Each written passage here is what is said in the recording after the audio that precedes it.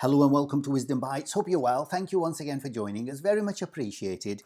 And in today's video, I'm just going to look at the USA CPI figures that came out yesterday and the impact it had on the crypto world as well as the wider markets. I'll also have a look at the 60-day cycle to have a look at exactly the impact it might have going forward for the next month or so. So if that sounds interesting, then without further ado, get yourself a cup of tea, sit yourself down, eyes on the screen, and let's get cracking.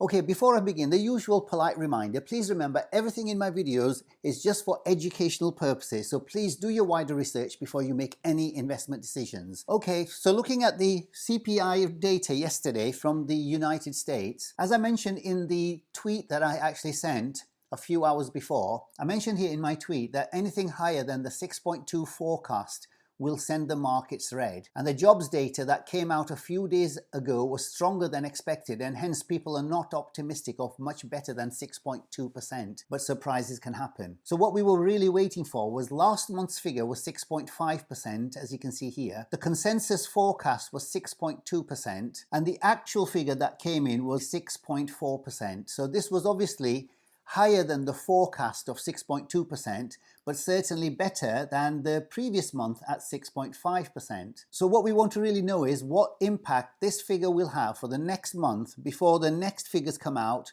on the 14th of March next month. So if we have a look at the Bitcoin, yesterday was a green day, so it didn't have an adverse effect on Bitcoin. It actually had a very positive effect. But if you look at the Dow Jones index, yesterday was a red day. As you can see, it oscillated between the red and the green and ended on a red day here. And the Nasdaq was also a red day here. So obviously there was some sort of a decoupling going on between the crypto market and the wider markets. And if we have a look at the hour by hour chart here, we can see that around about 12 o'clock midday UK time, and the figures came out here at 1:30, you can see that the markets were starting to get a little bit volatile over here, and they culminated in a real confused picture.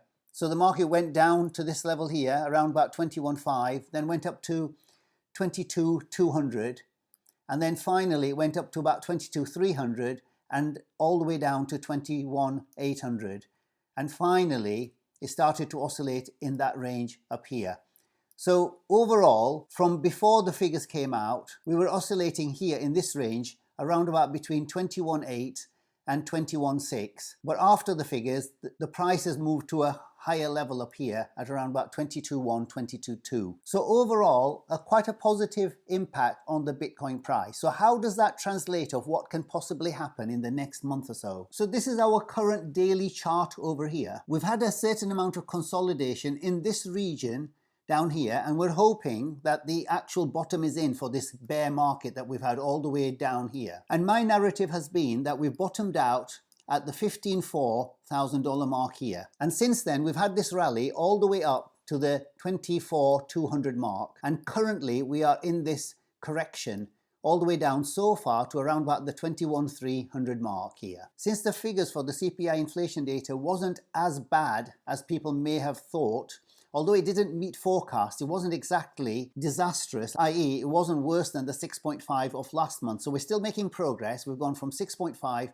to 6.4 this time. And this is reflected in the market, especially for crypto, who feared the worst, especially after the jobs data that came out last week. And if we were to put this in a frame for the 60-day cycle, it gives us a template to work on here. So we're coming into the end of this cycle here. This is the end of this cycle around about 60 days time, at the end of this month at around about the 28th of February. We made a right translated cycle over here past the midpoint, and then coming back to this long-term trend line that we've drawn over here and coming to use that as support, as we can see there. And we've still got the makings of a inverse head and shoulders pattern over here. So we're coming to the second part of this now, the right shoulder. The question is, when we come back to the $25,000 mark over here, will we go all the way through or will we have a correction here? Now, obviously, nobody knows the future, but I want to show you a chart which might give us a clue as to what possibly could happen over here. So this is the gold chart on the weekly time frame when this chart was coming up to around about this period here in 2017. So what we had done was we made a inverse head and shoulders at the bottom of this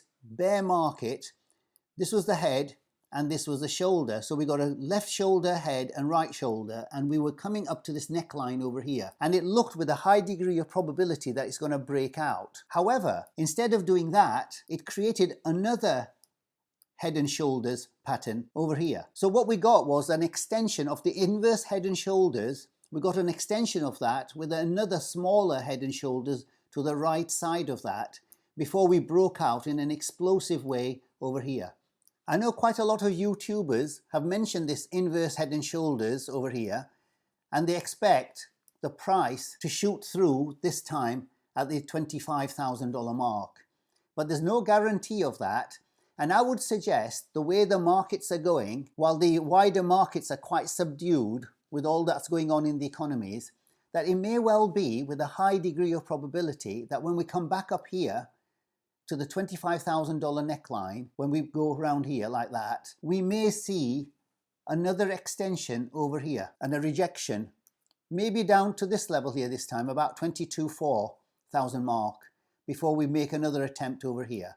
Now, it may not be that we have another extension like the gold market, but certainly we may get one more correction over here, and we'll have to see how the price develops when we get nearer the time. The other point I wanted to make about this 60-day cycle is that although this current cycle started at the 51 days over here because of this particular low, we need to just contemplate something and be flexible. As I keep saying, that we must never be rigid or stubborn about certain things. And if we see something different in the charts, we should always bring it to the attention of everybody.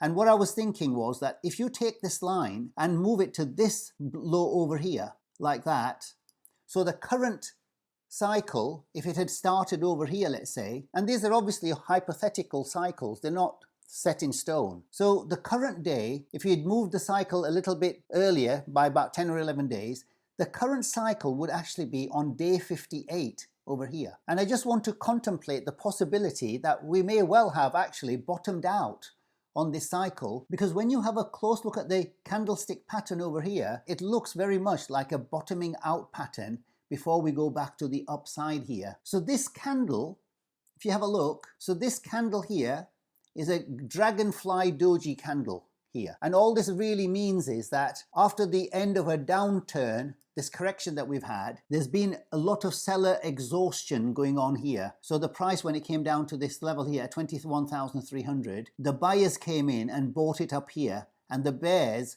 couldn't push the price down because there was an exhaustion of sellers at this point here. And that is usually a sign that the market is about to go up. And this is what was followed by that, a green candle over here. And that was yesterday. And also, if you look at this pattern is what we call a morning star pattern. Normally, you'd get a red Marubozu candle followed by this dragonfly doji candle and then the green candle over here.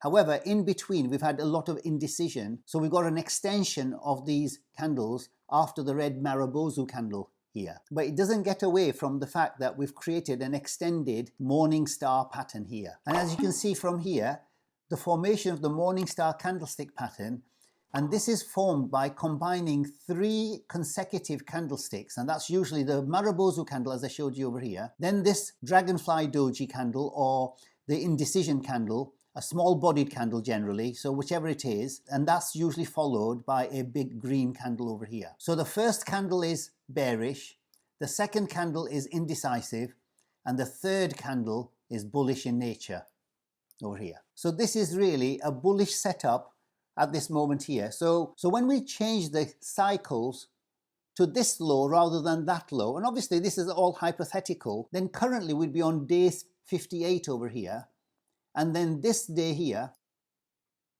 would be day 56, and we would have bottomed out on here. So only time will tell as we see the developments of these candles, but certainly it's something that we need to contemplate, because it means that we may well be going up to form the next high over here at about $25,000 mark. So as the title of the video says, if that is going to be the case, that we have actually bottomed out in this cycle over here, then we may well be waiting for a big move to the right hand side here. So whether we have a correction of 25 or go all the way through, certainly there is a big move about to come if this is the case, where the cycles have now topped out at the end of the 60-day cycle here, and there is a big move on the way which we don't really want to get caught out with. As long-term investors, it doesn't really matter, but if you're trading, and I've got a proportion of my portfolio which is a trading portfolio, around about 10%. So when I saw this development over here, I'm actually in a swing trade from this point onwards all the way up to the $25,000 mark, and we'll see how that works out. But certainly there is a move that could take place.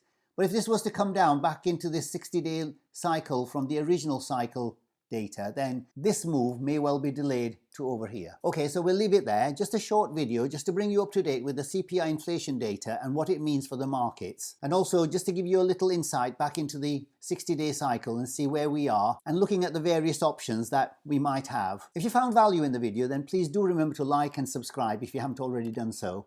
And if you have any comments, questions or suggestions, leave them in the comments below. Until the next time, take care, stay safe, and I'll see you in the next video. Bye for now.